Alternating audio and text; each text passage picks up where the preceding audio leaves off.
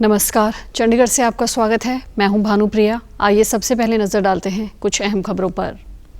राष्ट्रव्यापी टीकाकरण अभियान के तहत अब तक लगाए जा चुके हैं 29 करोड़ 46 लाख से अधिक टीके। केंद्र शासित प्रदेश में लगाई गई पाबंदियों में दी गई ढील।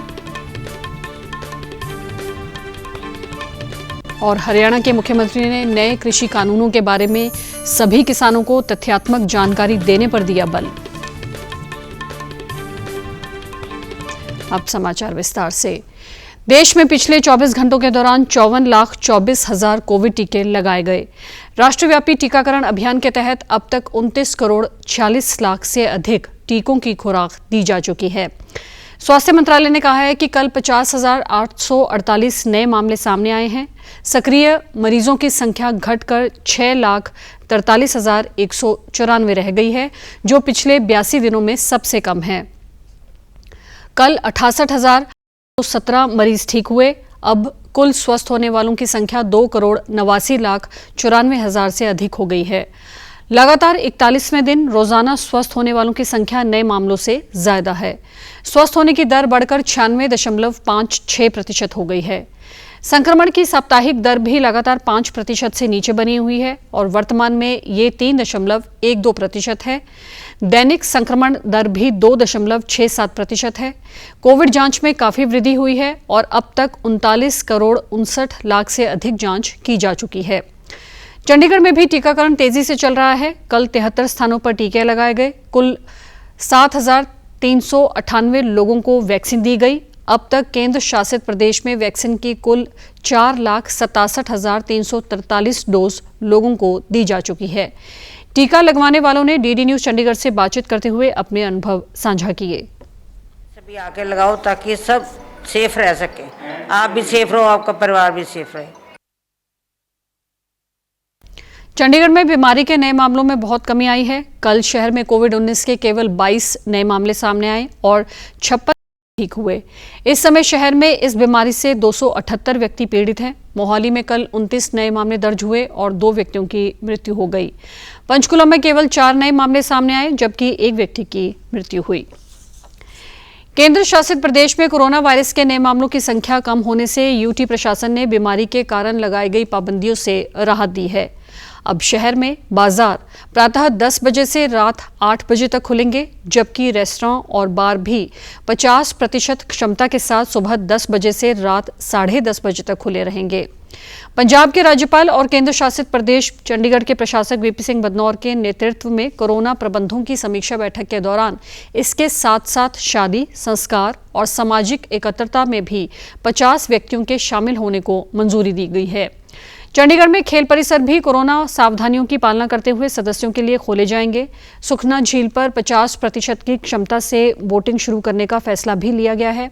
रात का कर्फ्यू रात 11 बजे से सुबह 5 बजे तक रहेगा। पूरा भारत इस कोरोना महामारी को हराकर आगे बढ़ रहा है और आने वाले समय में कोरोना मुक्त भारत के लिए सरकार टीकाकरण कर रही है। अब तक भारत में 29 करोड़ से अधिक लोगों का टीकाकरण हो चुका है। पंजाब के मोहाली शहर में ट्रैफिक पुलिस द्वारा एक सराहनीय मुहिम की शुरुआत की गई, जहां बुजुर्गों, दिव्यांगों और महिलाओं को उनके घरों से टीकाकरण केंद्र तक ले जाकर उन्हें घर वापस छोड़ा जाता है, ताकि कोई व्यक्ति किसी भी मुश्किल से टीकाकरण करवाने से वंचित न रहे। देखिए हमारी संवाददाता आकांक्षा सक्सेना की एक खास रिपोर्ट। अहम है टीकाकरण। इसी के मद्देनजर मोहाली ट्रैफिक पुलिस ने उन असहाय लोगों के लिए मुहिम चलाई जो टीकाकरण केंद्र तक नहीं पहुंच सकते थे। मोहाली ट्रैफिक पुलिस के एसपी गुरजोत सिंह ने बताया कि अभी तक लगभग 400 के करीब बुजुर्गों, दिव्यांग और महिलाओं का टीकाकरण करवा चुके हैं। हमने इस टाइम पर ऐसी एक मुहिम स्टार्ट की है जिसके अंदर हम फ्री कैब्स जो हैं, फ्री गाड़ियां भेजते हैं अपने सीनियर सिटीजन्स के घरों पे और उनको वहां से लाकर उनको वैक्सीनेट करवाते हैं और उनको फिर उनके घरों पर ड्रॉप करते हैं। जिन केसों में वो घरों से बाहर नहीं आ सकते क्योंकि उनकी जो आयु है वो बहुत ज़्यादा है, जैसे कोई 90 वर्ष के हैं, तो वहाँ पर हम खुद जाकर डॉक्टर्स को ले जाकर उनकी जो है वैक्सीनेशन करवाकर उनको अपने जो सेफ फील करवाते हैं। और इस मुहिम के ज़रिए हम अराउंड अभी तक 300 से 400 जो सीनियर सिटीजन्स हैं मोहाली ज़िले के, उनको हम वैक्सीनेट करवा चुके हैं। कोई भी व्यक्ति जो टीकाकरण करवाना चाहता है और केंद्र तक नहीं पहुंच सकता, उसके लिए एक हेल्पलाइन नंबर जारी किया गया और एक विशेष टीम गठित की गई जो कुशलता से टीकाकरण के इस कार्य को करे। जो ये हमारी ये ड्राइव चल रही है हमारे सरकार द्वारा, सीनियर अफसरान द्वारा, बहुत ही लाभदायक रही है सीनियर सिटीजन्स के लिए। वो कॉल करते हैं, वो घर में अकेले होते हैं, उनके बच्चे बाहर जॉब पे दूर हैं, कोई फ़ौज में है, कोई कहीं है, कोई MNCs में लगा हुआ है, तो कंट्रोल में हमारे वो कॉल करते हैं, इमीडिएटली दे कॉल अस, तो हम जाके उनको अपने व्हीकल में सीनियर सिटीजन्स को घर से लेकर उनको प्रॉपर यहाँ वैक्सीनेशन करा के उनको विद रिगार्ड उनको घर पे ड्रॉप करके आते हैं।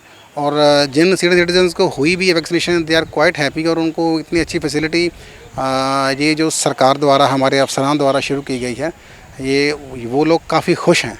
मोहाली में ऐसे बहुत से बुजुर्ग लोग हैं जिनके बच्चे विदेश में काम कर रहे हैं और वह घर पर अकेले ही रह रहे हैं। इस वक्त बहुत मुश्किल था कि लोग अपने परिजनों तक पहुंचकर उनका टीकाकरण करवाने में मदद करें। इसीलिए ट्रैफिक पुलिस मोहाली ने इस मुहिम को अंजाम दिया और इसकी काफ़ी सराहना भी हुई। मैंने ये इनकी हेल्पलाइन में देखा था और इनकी को मैंने कॉल किया था, फिर संजीव जी का कॉल आया था और इन्होंने मेरे सबको घर से पिक करवाया और अब घर में छोड़ने जाएंगे। Very good service. मेरी ये सेकंड डोज है।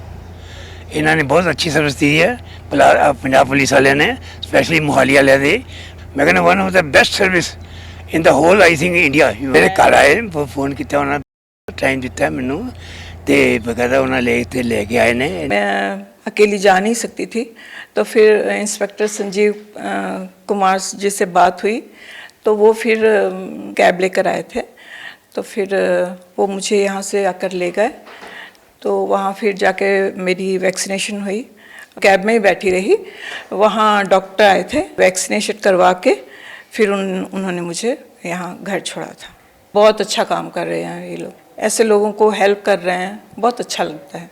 इस मुहिम के साथ साथ मोहाली ट्रैफिक पुलिस ने मास्क ना पहनने वालों के सिर्फ चालान ही नहीं काटे, बल्कि कुछ 50,000 मास्क लोगों में बांटे भी हैं। ट्रैफिक पुलिस ने अपने जवानों को कोरोना से सुरक्षित रखने के लिए जगह जगह पर सैनिटाइजर डिस्पेंसर भी लगवाए हैं और अभी भी वे लगातार कोशिश कर रहे हैं कि 100% टीकाकरण हो सके। प्रधानमंत्री नरेंद्र मोदी 27 जून को आकाशवाणी पर मन की बात कार्यक्रम में देश और विदेश के लोगों के साथ अपने विचार साझा करेंगे। ये मासिक रेडियो कार्यक्रम का 78वां एपिसोड होगा। इस कार्यक्रम का आकाशवाणी, दूरदर्शन समाचार, प्रधानमंत्री कार्यालय और सूचना तथा प्रसारण मंत्रालय के YouTube चैनलों पर भी सीधा प्रसारण किया जाएगा। आकाशवाणी से हिंदी प्रसारण के तुरंत बाद ये कार्यक्रम क्षेत्रीय भाषाओं में भी प्रसारित किया जाएगा। क्षेत्रीय भाषाओं में इसे रात 8 बजे फिर से सुना जा सकता है। प्रधानमंत्री ने लोगों से कार्यक्रम के आगामी संस्करण के लिए अपने विचार साझा करने का भी आग्रह किया। लोग नमो ऐप या MyGov ओपन मंच में अपने विचार साझा कर सकते हैं। वह टोल फ्री नंबर 1800-117800 पर भी डायल कर सकते हैं और प्रधानमंत्री का संदेश हिंदी में रिकॉर्ड कर सकते हैं और 1922 पर भी कॉल दे सकते हैं और सीधे प्रधानमंत्री को अपने सुझाव देने के लिए प्राप्त लिंक के माध्यम से SMS भी कर सकते हैं।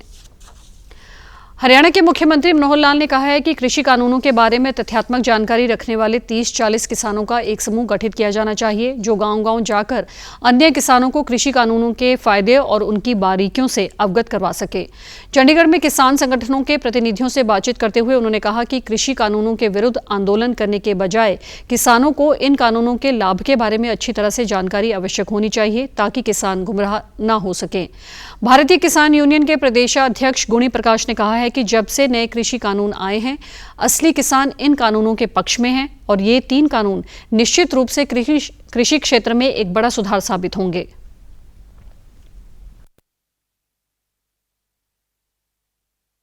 कृषि कानून जो बनाए गए हैं वो कृषि कानून किसानों के पूरी तरह हित में है।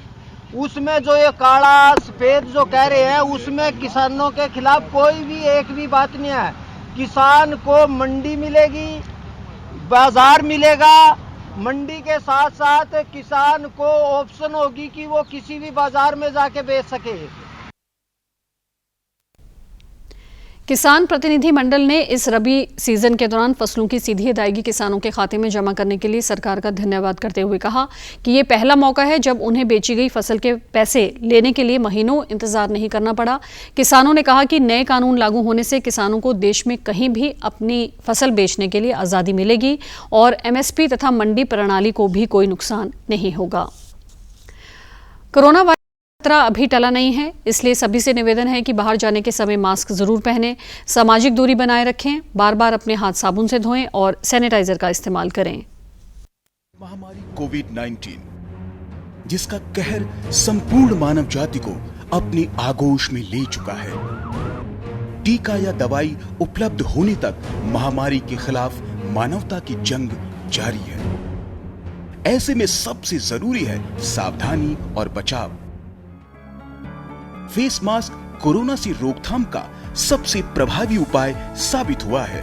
विश्व स्वास्थ्य संगठन और विशेषज्ञों की शोध का भी यही निष्कर्ष है कि मास्क से मुंह और नाक को अच्छी तरह ढककर कोरोना संक्रमण को कम किया जा सकता है। कोरोना संक्रमण से बचाव के लिए मास्क पहनने के साथ ही जरूरी है मास्क को सही तरीके से पहनना।